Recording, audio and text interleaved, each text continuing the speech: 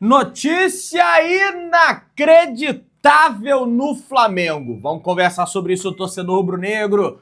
Fortaleza, a torcida fazendo ataques ao Flamengo. Várias outras notícias do Flamengo, dia a dia, viagem para Fortaleza. Você que tá aí, dá aquela moral de sempre, se inscreva no canal, achando o sino da notificação, deixa o teu like, toca aí, meu parceiro, minha parceira. Tocou então bem comigo, rubro-negro. Vamos às notícias do Flamengo. Primeiramente, queria deixar aqui, evidentemente, um forte abraço, um feliz aniversário para essas duas capitais maravilhosas que nós temos no Brasil, tanto para Manaus, que completa aí os seus 356 anos de idade, quanto para Goiânia, no estado de Goiás, que completa aí os seus 92 anos de idade, para a Embaixada Fla Jorge, Fla Amazonas, Fla Manaus, Fla Goiânia, fanático de Goiânia, para todo mundo aí, parabéns aí para vocês. Aliás, tivesse vivo, hoje seria aniversário do craque dos quadrinhos e da literatura, que é o Ziraldo, né? Faria aniversário hoje, nesse dia 24 de outubro. O Flamengo treinou pela manhã, nessa sexta-feira no CT Ninho do Urubu, CT Jorge Elal. Logo após o treinamento, aquele almoço, aquele descanso e o voo previsto para as 3 horas da tarde. O Flamengo saiu às 3 horas da tarde aqui da cidade do Rio de Janeiro, rumo a Fortaleza, mais ou menos aí 3 horas e meia de voo, portanto, às 6h30 da tarde, Flamengo pousando em Fortaleza para encarar o Fortaleza amanhã. Vai ter cobertura da chegada, o nosso querido amigo Gordola está lá posicionado para fazer as imagens da cobertura. O Flamengo tem alguns desfalques aí para essa 30ª rodada do Campeonato Brasileiro.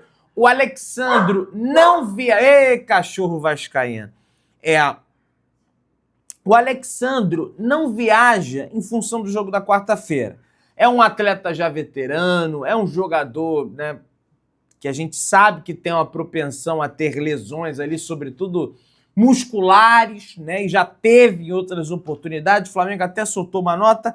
Após sequência de jogos como titular, o departamento médico do Flamengo optou por realizar um controle de carga com o jogador, de olho na sequência de desafio da reta final da temporada. Resumindo, não vai jogar porque tem o jogo da quarta-feira contra o Racing.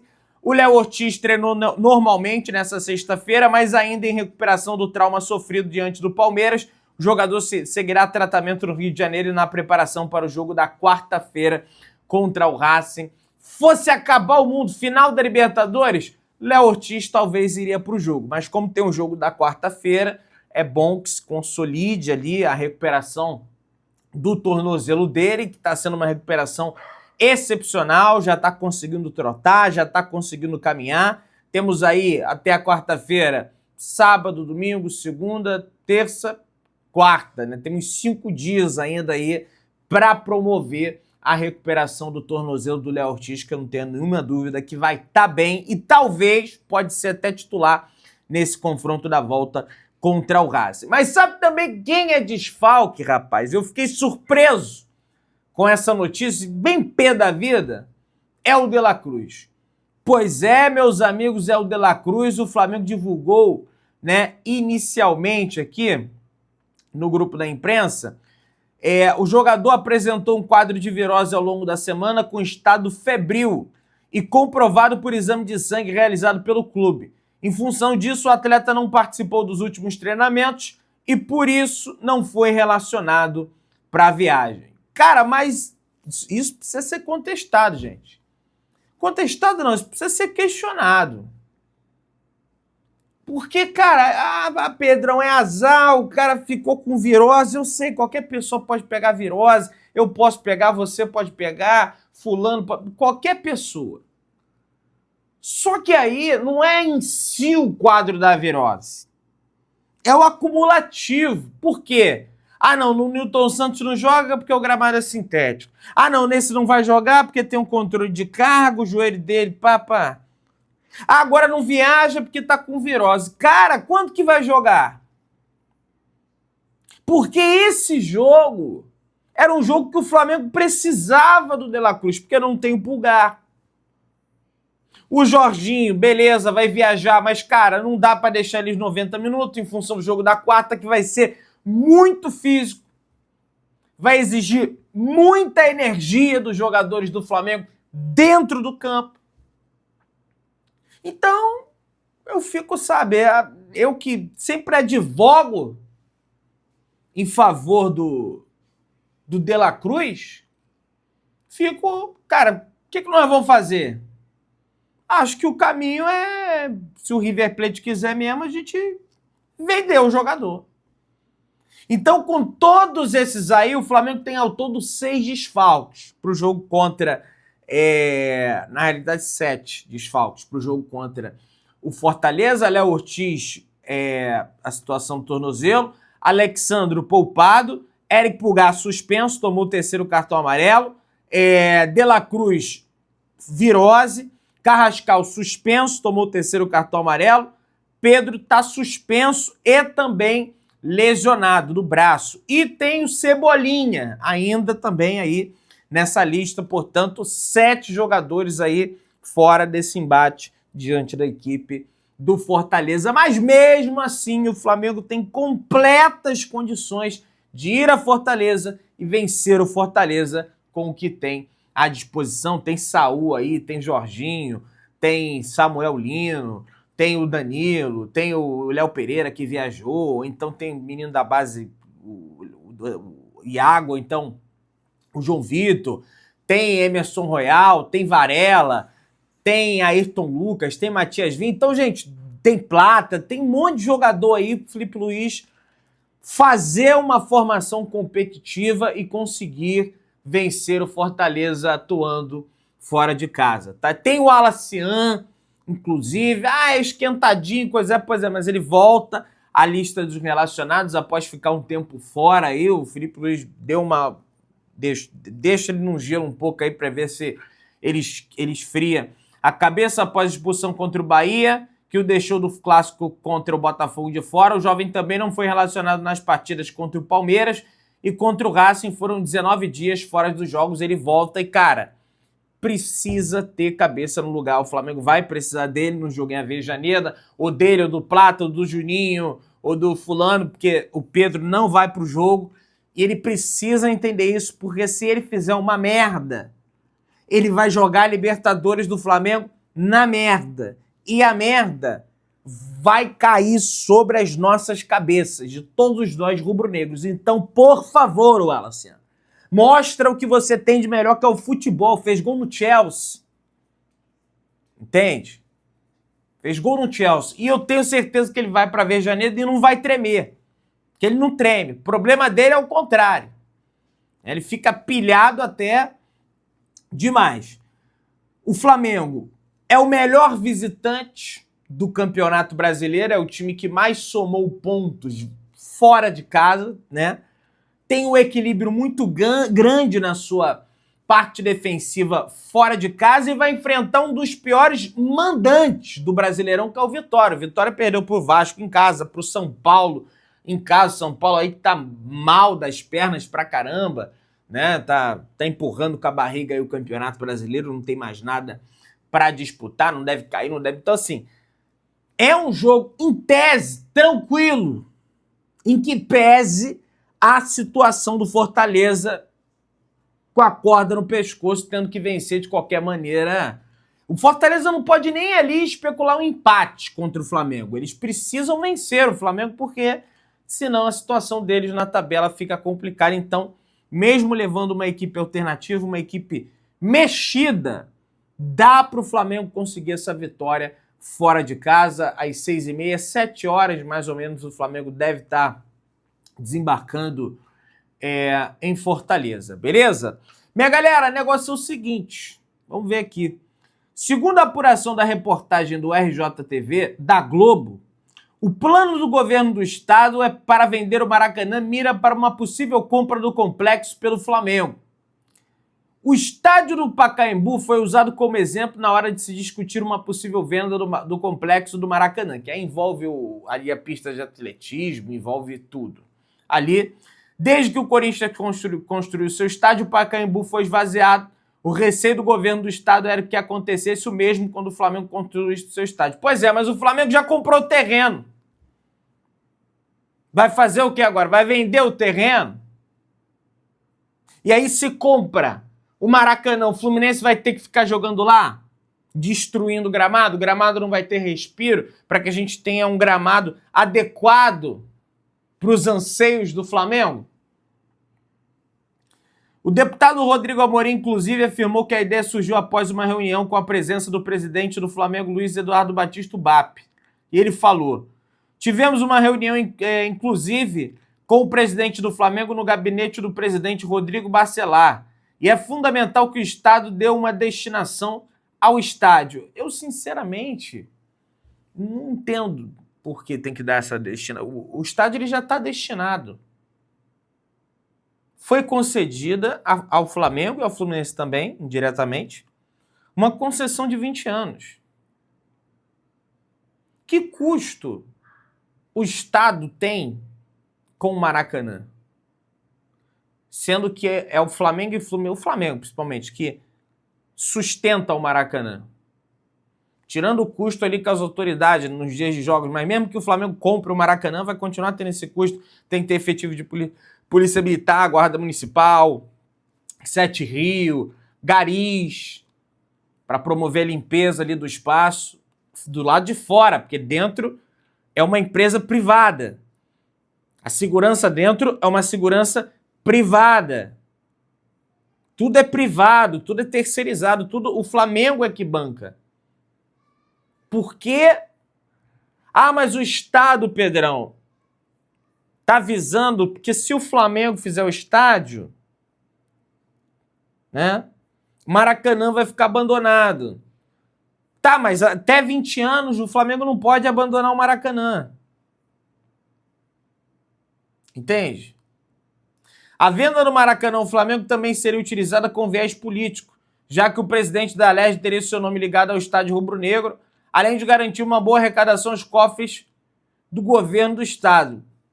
Deputados estimam uma arrecadação de 2 bilhões com a venda do Maracanã. Esse valor é menor que os custos aproximados para a construção de um novo estádio. Mas e o terreno? Vai fazer o quê? E o terreno que já comprou? E o investimento que o Flamengo fez no terreno? Como é que nós vamos fazer? O Flamengo vai poder expulsar o Fluminense do Maracanã? O Vasco vai jogar lá a hora que ele quiser? O Rodrigo Matos traz uma outra visão, que ele diz: caros, sobre o Maracanã, o Igor Siqueira, que é um excelente jornalista que trabalha para o UOL, falou com o governador Cláudio Castro, que diz que na gestão dele não vende o Maracanã. No Flamengo, o que eu ouvi é que a ideia de venda hoje parece distante de se concretizar. O clube confia na concessão de 20 anos. A ver como anda o futuro. Cara, concedeu por 20 anos. Se quiser vender, tem que esperar passar os 20 anos. Ou vai rasgar o contrato? Né? Porque 2 bilhões, como é que vai ser isso? Como é que vai ser esse financiamento? Vai pagar à vista? Não tem como. O Flamengo tem outras despesas. E os juros em cima disso vai ser de quanto?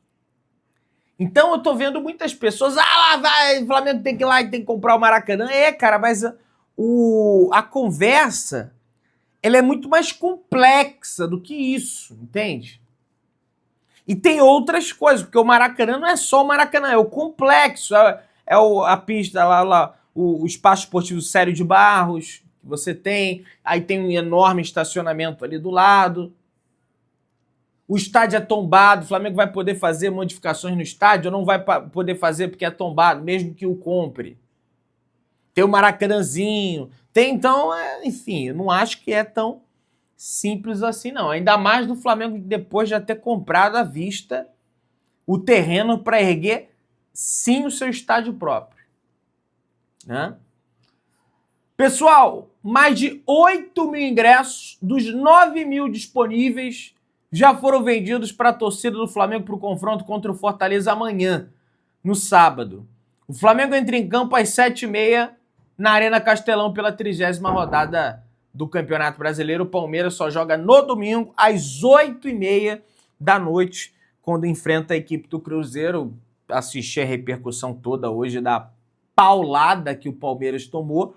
E a tendência é que o Abel Ferreira, no mínimo, leve uma equipe mista. E se não levar a equipe mista, vai ter que levar uma equipe toda reserva, praticamente, porque na quinta-feira já está com a corda no pescoço para meter no mínimo 3 gols na LDU. E eu tô vendo muita gente na imprensa, Pedrão, mas o Palmeiras já meteu 4 no Bragantino, 5 no Bragantino, meteu não sei quanto no Fortaleza, não sei quanto no Internacional. Gente, mas é o que eu disse, é diferente. Quando você vai fazendo esses gols de fora, igual o Flamengo, meteu 8 no Vitória. Vamos supor, Libertadores, Flamengo e Vitória, Barradão, o Flamengo toma de 7 no Barradão, que nunca vai acontecer. Aí precisa virar para fazer 8 no Maracanã. Não, cara, não vai fazer. Porque isso aí é consequência, vai acontecendo naturalmente, o jogo vai encaixando. Agora, quando você precisa, quando você é obrigado a construir essa vantagem, você se expõe muito mais aos contra-ataques da equipe adversária, por exemplo. Então vai ser uma situação muito difícil para o Palmeiras, apesar de eu achar que não é impossível. Então vai poupar geral. E isso é ótimo do ponto de vista do Flamengo. A CBF criou um grupo de trabalho para debater e propor melhorias na arbitragem do futebol brasileiro. A portaria prevê a participação de representantes dos clubes da Série A e B, federações, árbitros, assistentes e consultores independentes. Não acho que isso vai resolver. Porque esses árbitros aí, igual o único que sobrou lá da Central do Amigo, que é o Paulo César, eles têm a mesma mentalidade que esses árbitros que estão apitando hoje. Entre os principais temas a serem discutidos estão a profissionalização da arbitragem, a formação e o treinamento dos árbitros, além da gestão e uso de tecnologias. É uma vergonha a arbitragem não ser profissionalizada no Brasil. É uma vergonha. É uma vergonha para o futebol brasileiro que se tenha um árbitro venezuelano que, num país que não tem nem 1/3 da capacidade financeira do Brasil, formar um árbitro venezuelano que é melhor e de muito do que todos os árbitros brasileiros. A iniciativa surge em meio a recentes críticas ao setor. Vale lembrar que Ramon Abate Abel e Hilbert Estevam da Silva foram afastados após erros graves cometidos, né, naquele jogo ridículo do Campeonato Brasileiro. Pessoal, o Danilo, aliás, eu vou entrar no assunto aqui mais importante, que é sobre o ódio que é promovido em cima do torcedor do Flamengo, sobretudo no Nordeste. Em meio à venda de ingressos para Fortaleza e Flamengo, chama atenção a campanha contra os torcedores, chamando os torcedores do Flamengo que moram no Nordeste de mistos, e a campanha reforça a ideia, abre aspas, lugar de misto é na visitante.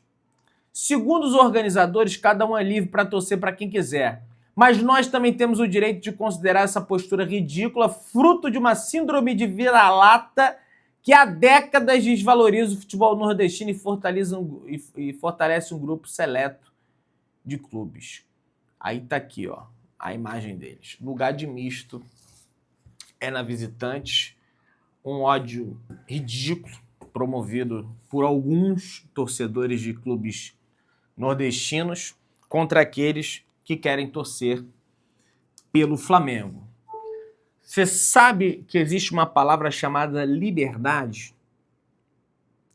O cara tem a liberdade para torcer para quem ele quiser. Se amanhã ou depois o cara quiser torcer pro Estrela Vermelha, se amanhã ou depois o cara quiser torcer, sei lá, pro Raio Vallecano da Espanha, o cara torce e você não tem nada a ver com isso. Você tem que respeitar a opção do cara torcer. E isso é uma vergonha e insta o ódio contra o torcedor do Flamengo, sobretudo lá do Nordeste. Se inscreva no canal, acione o sino da notificação, deixe o teu like, tamo junto, saudações rubro-negras.